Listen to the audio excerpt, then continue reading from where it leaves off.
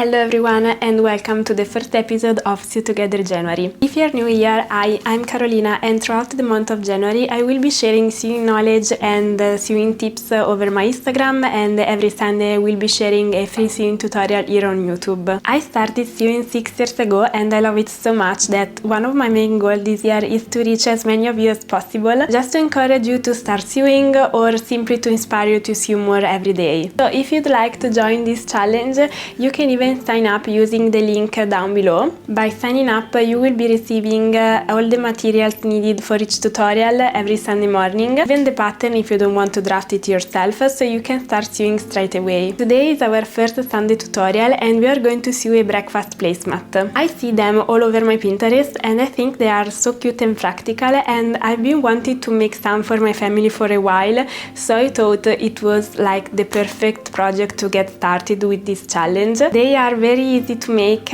and even if you have zero experience with sewing, you can totally make them. So I'm going to show you two ways to make this placemat. One is made with just a simple rectangle, and I'm going to show you how to make mitered corners, so we won't have stitches crossing each other on the corners of the placemat, while the second option is a double lined placemat with some cute ruffles on the sides. Okay, and now we can jump into the tutorial, starting with placemat A, which is the one made with just a rectangle.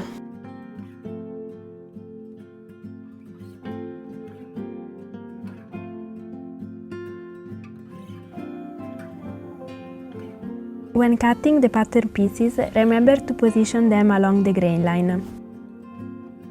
To make this placemat, all you need is a 50 x 40 cm rectangle of non-stretchy fabric, thread to match the chosen fabric, sewing scissors, and a fabric marker or chalk. First, turn the fabric inside out and fold all the edges 1 cm inwards, then iron to hold the fabric in place.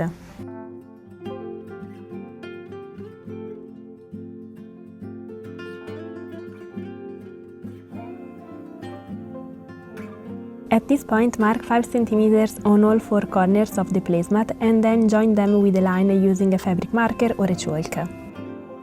Now fold the fabric this way, matching the 2 lines you drew earlier, and sew along this line.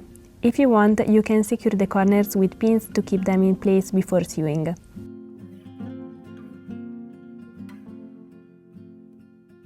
Now let's sew all 4 corners together, remembering to backstitch at the beginning and at the end to secure it and prevent it from unraveling.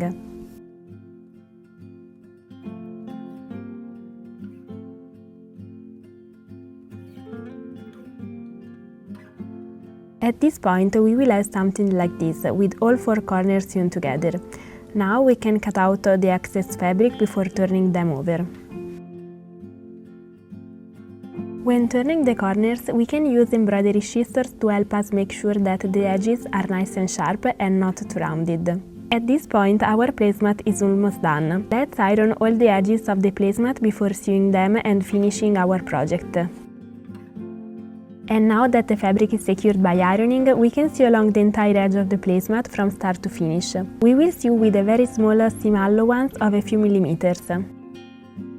Please be careful when you reach the corner when you have to turn the placemat. Make sure you raise the presser foot only if the needle is inserted in the fabric, and then continue sewing.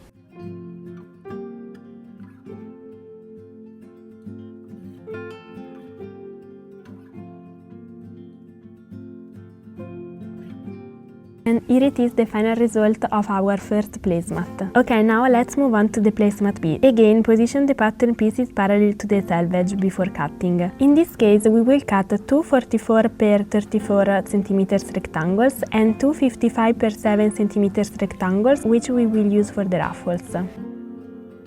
As always, quickly iron all the pieces of fabric before sewing them. So here are all the pieces cutted, and we will start with the ruffles. First, let's hem them. With the wrong side of the fabric facing us, fold it over itself about 5 mm twice and iron it to keep it in place. This will make it much easier when we sew. Now, let's sew along the entire length of both rectangles.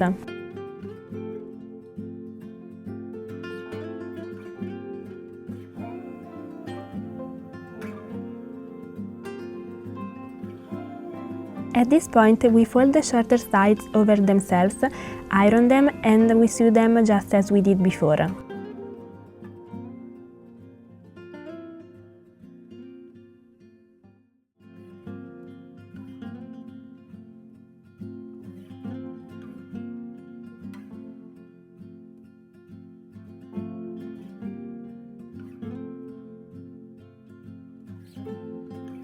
Now we need to gather the fabric, and to do so, we change the settings on our sewing machine. We increase the stitch length to 4 and the tension to the maximum possible. Now we start sewing the side that is not hemmed, being careful to not backstitch at the beginning and at the end, as we will be using the thread to gather the fabric. And here we are. Now we can gently pull the thread to gather the fabric until it reaches the length of the shorter side of the placemat. Now, starting 1 cm from the edge of the placemat, pin the ruffle in place, leaving 1 cm at the end as well.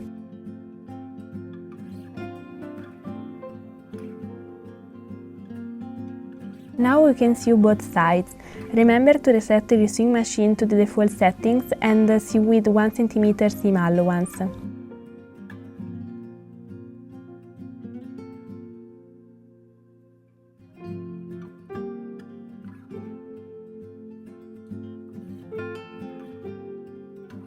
Before moving on, iron a little to help with the next step. Okay, at this point, fold the ruffles inside the placemat. Place the other rectangle on top with the two good sides facing each other and the wrong side facing you. Pin in place and sew the entire perimeter, leaving about 10 cm open.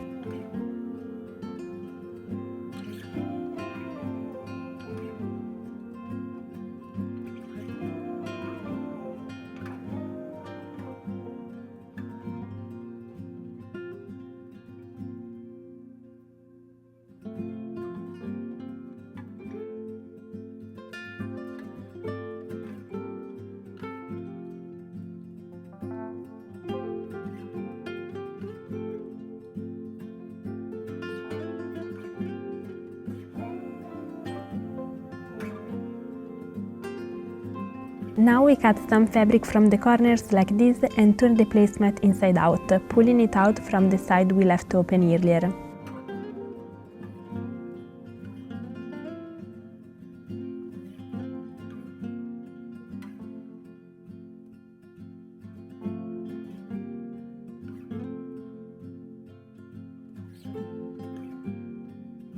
We can now iron everything again before the final step, in which we will close the placemat.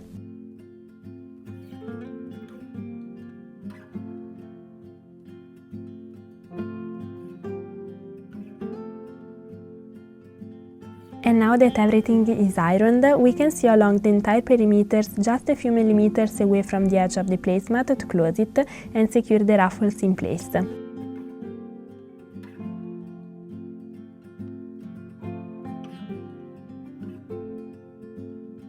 And this is the final result. Okay, and here we have our new breakfast placemats. I really hope you liked this tutorial and that everything was clear and easy to follow to you. If you might have any question, as always, you can email me or just comment down below and I will get back to you as soon as possible. And if you would like to share your placemat with me, it would be fantastic. You can always tag me on Instagram or just send me your pictures on DM. As always, thank you so much for watching and for spending your time sewing with me. I wish you a wonderful day and I can't wait to see you into my next sewing tutorial next Sunday. Bye!